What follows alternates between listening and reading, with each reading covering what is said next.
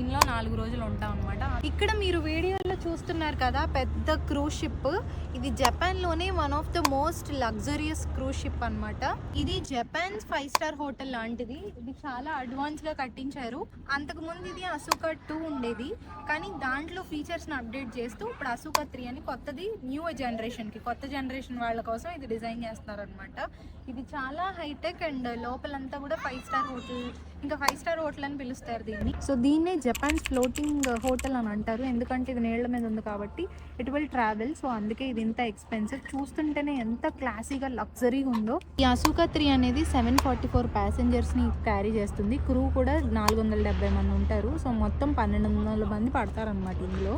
దీని సైజ్ వచ్చేసి 230 metres long అనమాట. 385 గెస్ట్ రూమ్స్ ఉన్నాయి ఇందులో. ఇది చాలా న్యూ టెక్నాలజీతో డిజైన్ చేశారు, చాలా లగ్జరీగా ఉంటుంది. అది ఇందులో రెస్టారెంట్స్, లంచెస్, స్విమ్మింగ్ పూల్ అన్నీ ఉంటాయి. అంటే 4 రోజులకి 2 మనుషులకి ఒక రూమ్ ఇస్తారు. 4,40,000 ఎన్ అంటే మన ఇండియన్ రూపీస్లో 2.5 లక్షలు అనమాట.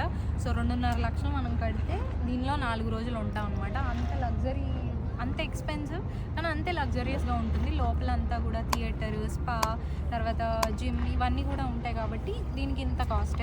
సో ఇది న్యూ జనరేషన్ కోసం అనమాట, అందుకే దాని పేరు అసూకా 3 అని పెట్టారు. ఇది యొకోహామాలో ఉంటుంది. ఎవరైనా చూడాలనుకుంటే విజిట్ చేయొచ్చు. డీటెయిల్స్ అన్నీ డిస్క్రిప్షన్లో పెడతాను. వీడియో నచ్చితే లైక్ చేసి, షేర్ చేసి, ఫాలో అయిపోండి. Bye bye.